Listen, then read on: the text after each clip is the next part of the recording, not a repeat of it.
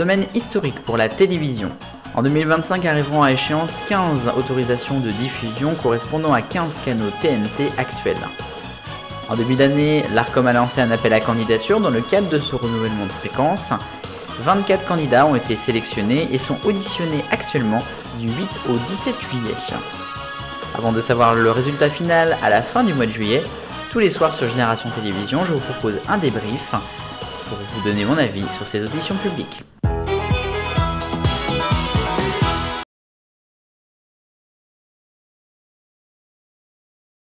Bonjour, bonsoir plutôt, bienvenue sur Génération Télévision pour le débriefing de ce vendredi pour les auditions de l'Arcom dans le cadre du renouvellement de fréquences TNT. Alors on commence par C-Star, c'était à 9h ce vendredi. Bon, on a rappelé dans l'audition que c'était la seule chaîne musicale gratuite à plus de 51% donc de la chaîne. Ça fait à peu près 4500 heures de musique. C'est une chaîne donc qui est singulière. Il y a 74% d'œuvres qui sont européennes. C'est prévu qu'il n'y en ait que 60% par la convention. 40% de nouveaux artistes, et notamment aux heures de grande écoute. C'est 30% de l'audience de C-Star se fait uniquement par la TNT. Ça c'est quand même un point important quand on sait la force des box ou même de Internet. À leur entrée, ils annoncent des docs, des mags en plus par rapport à d'habitude. Ils s'engagent aussi à diffuser plus de spectacles vivants. Ils en prévoient notamment 70. Ensuite, je voudrais vous citer quelques phrases qui ont été dites, avec notamment la vidéo n'a jamais été aussi présente actuellement. Et puis, C-Star, c'est des hits, des nouveaux talents, de la découverte, des titres fondateurs. Voilà. Ils ont aussi noté que depuis un petit peu le changement de médiamétrie et de mesure d'audience, on a un peu plus de pics sur C-Star, puisque C-Star est souvent regardé, c'est vrai, ou plutôt écouté en fond des magasins, de certains bars. Donc ça apporte un petit plus aussi.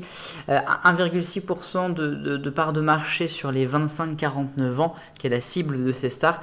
Et ils veulent tendre avec la nouvelle convention à 1,9. Bon, C-Star pour moi n'est pas du tout menacé, contrairement aux deux sœurs C8 et CNews. C'est une chaîne qui est quand même stable et qui propose quand même de la musique. Même si on peut se poser des questions sur les rediffusions à gogo de certaines séries en prime time ou en access ou de certaines petites émissions américaines. Mais bon, il y a peut-être de l'effort à faire là-dessus, mais en même temps, la musique ne marche pas tout le temps. Donc pour moi, C-Star n'a pas à se faire de soucis, d'autant plus que s'il y a un séisme sur les sœurs, ils ne toucheront pas à C-Star, croyez-moi.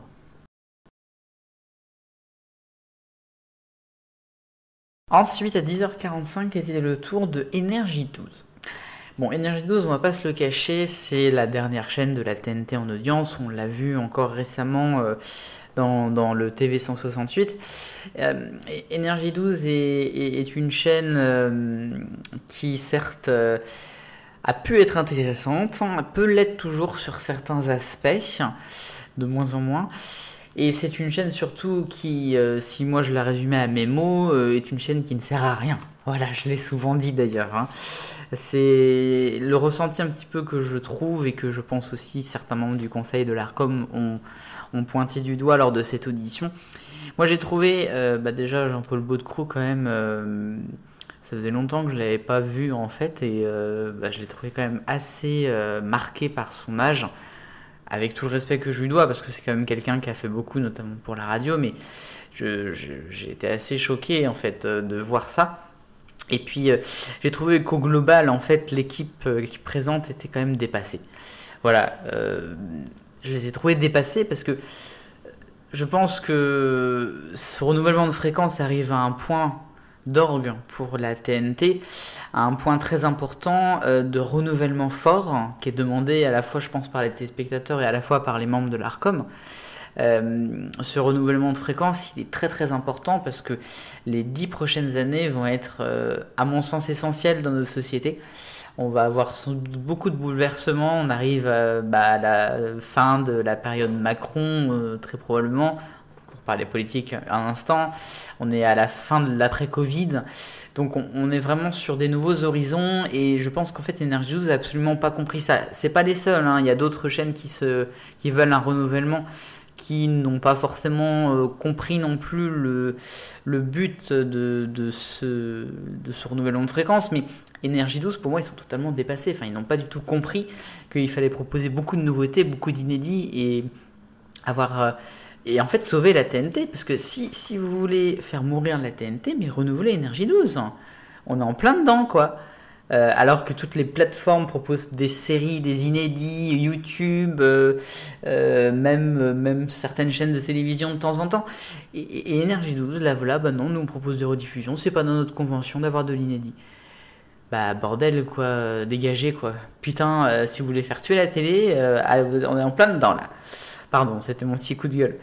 Donc bon, ils ont rappelé que Energy 12, enfin Energy était un groupe français de 40 ans, que c'était évidemment un des pionniers en TNT. C'est vrai que Jean-Paul Gaultier a beaucoup aidé au développement de la TNT avant 2005. Que sur le pôle TV, en tout cas sur Energy 12 et Chérie 25, il y avait 180 millions d'euros d'investissement par an. Que Energy 12 avait à peu près 5 millions de passages de téléspectateurs par jour. Qu'il y avait des nouvelles émissions à venir et qui sont là toutes nouvelles. Je pense à The Song, un jeu, ou encore un nouvel Vibes qui a été lancé très, très récemment. Pour moi, ces émissions, elles ont été totalement lancées dans le cadre de cette audition et de ce renouvellement de fréquence, hein. C'était juste histoire de dire, bah oui, on a fait des nouvelles émissions. C'était vraiment, pour moi, c'était vu, hein, et l'Arcom l'a bien senti aussi, il a posé des questions là-dessus. Voilà, qu'est-ce que j'ai d'autre à dire? Pas grand-chose. Energy 12, franchement, est en danger sur ce renouvellement de fréquence. C'est une des chaînes, je pense, les plus en danger, peut-être même plus que C8 et que CNews. À voir l'audition de CNews lundi, mais voilà, c'est compliqué. Et pour moi, voilà, le mot c'est dépassé.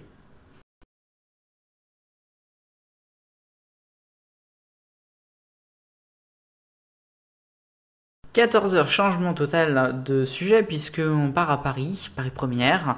Alors d'abord parce que c'est une chaîne du groupe M6, donc on est dans un autre groupe. Et puis en plus puisqu'on passe sur la TNT payante. Et ça a été bien rappelé par David Larramendy, le PDG. Paris Première postule pour son canal payant. Alors qu'on a longtemps entendu Nicolette Taverneau vouloir Paris Première sur la TNT gratuite. Ça a très très très longtemps été le cas. Il avait même un peu sauté au plafond quand Elsie, qui à la base était aux côtés de Paris Première sur la TNT payante, est passé en gratuite en 2016. Et finalement, il repostule pour le payant. Pourquoi ? Puisque d'abord la TNT payante les intéresse, puisque la chaîne ne dépend pas totalement de la publicité, un petit peu mais pas totalement. C'est une chaîne qui à la fois marche avec Leclerc, parce qu'il y a des plages en clair, hein, faut pas l'oublier quand même sur la TNT gratuite. Et puis autrement donc elle fonctionne avec ses émissions hors, donc dans le payant. C'est une chaîne qui est plus vieille que M6, il faut aussi le préciser, puisqu'elle est née en 1986. Et c'est une chaîne finalement qui est plus proche de RTL que de M6. Ça a été dit lors de cette audition. Sur les chaînes qui sont en notoriété, hein, sur toutes les chaînes confondues, 79% de notoriété pour Paris Première, plus que d'autres chaînes de la TNT, comme je crois Chérie 25 ou Sister. C'est la deuxième chaîne payante, bien évidemment, après Canal+. Et puis ils ont fait, je crois, cette saison un record d'audience en part de marché. Alors, quelques engagements, 150 heures de spectacle, 36 films par an de patrimoine différent, 10 docs inédits par an, 400 heures d'inédits par an. C'est pas énorme. Oui, d'ailleurs, j'ai oublié de le dire tout à l'heure sur Energy 12, mais eux, ils ne proposent que 300 heures d'inédits par an, ce qui est extrêmement minable. Voilà, pardon, c'était mon aparté, j'ai oublié de le dire tout à l'heure.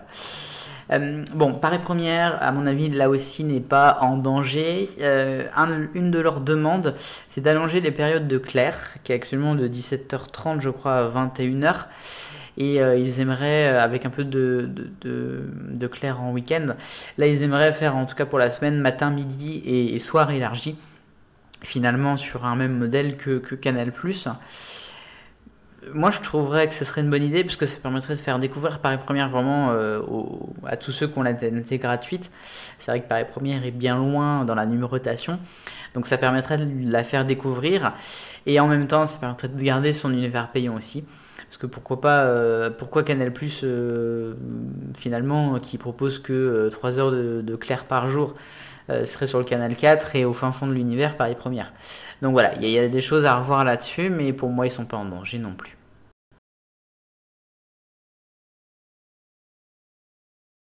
Et puis enfin, à 15h45, dernière audition de la journée et dernière de la semaine avec un des nouveaux, des quelques nouveaux qui postulent donc pour la TNT. On a vu BATV hier et aujourd'hui c'est au tour du Média, le Média TV pour cette candidature donc du Média. Alors le Média c'est une sorte de société qui est indépendante à la fois politiquement et financièrement. Financier qui se joue notamment donc avec des personnes qui financent la chaîne qui existe déjà depuis 6 ans. Mais ils n'ont quasiment, c'est pas un abonnement en soi, enfin dire que c'est un abonnement mais pour juste pour soutenir. Hein. C'est un abonnement finalement c'est des donateurs en fait, mais ils n'obtiennent rien en retour ou presque, puisque toutes les vidéos, toute la partie vidéo de la chaîne est disponible gratuitement et le restera tout le temps. Je dis chaîne parce que la chaîne donc existe depuis 6 ans, je le disais, à la fois sur les réseaux, sur son site internet et depuis l'année dernière sur Free, sur la Freebox, c'est le canal 350. Donc c'est assez intéressant puisque contrairement par exemple à BATV ou à d'autres chaînes qu'on verra la semaine prochaine, c'est une chaîne qui existe déjà et qui existe déjà en télévision pour les abonnés donc de Free et ça a été annoncé lors de l'audition bientôt aussi sur Molotov. Donc on n'est quand même pas sur des personnes qui sont amateurs. Bien évidemment, il y a des questions qui peuvent se poser, peut-être sur l'aspect un peu éthique, sur l'aspect un petit peu sociétal de la chaîne, puisque c'est une chaîne donc, qui a 4000 sociétaires en tout, avec des partenaires de la presse, avec l'Humanité, Mediapart, Reporter, Regard, Street Press, entre autres. Leur but, c'est de contribuer au pluralisme et à la diversité dans le domaine public, c'est leur unique ambition.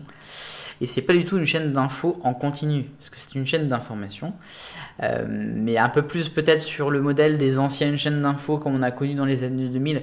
Ça me fait penser un peu à du LCI, un peu à du iTélé, avec des journaux, mais pas tout le temps, enfin, un peu plus comme LCI, avec beaucoup de magazines, quelques tranches de direct, des directs qui seraient proposés à 13h et 18h30 en semaine, et 18h30 le samedi et le dimanche avec du débat. Ça, ce serait vraiment pour des tranches en direct. Et puis après, évidemment, suite à des événements ou des moments particuliers, le direct pourrait être lancé. Actuellement, il y a 12 salariés. Et c'est une chaîne qui est rentable sur le web et qui continuera à l'être de plus en plus, plus elle sera connue finalement, donc avec ce système de donation. Il y a 5 piliers dans la chaîne, l'actualité, les magazines, les enquêtes, les docs et les partenariats. Alors écoutez, donc les membres de l'ARCOM ont évidemment posé beaucoup de questions sur le financement, contrairement à BATV où hier on a bien vu qu'il y avait un gros problème à la fois certes financier mais aussi un gros problème éditorial et de production. Très clairement le Média TV pour moi serait prêt au niveau de la production et au niveau de l'éditorial, même si on aurait sans doute pas mal de rediffusion au début, mais bon. Côté financier, ça peut être un peu plus compliqué, c'est vrai. Malgré que, en soi, ça pourrait se faire.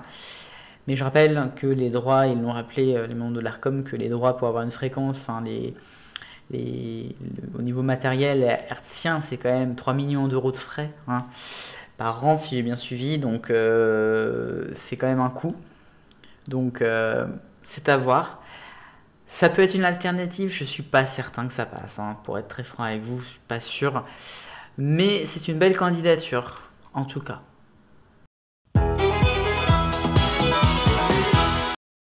Et bien c'est tout pour aujourd'hui, pour ces auditions de l'ARCOM et pour cette semaine. Alors les rendez-vous sur Génération Télévision. Je n'oublie pas demain, samedi le Top TV, dimanche le TV 168 et puis lundi de nouvelles auditions avec à 10h CNews, 14h l'Express TV, 15h45 Planète Plus. Du bonheur, on est tous des millions de copains. Salut.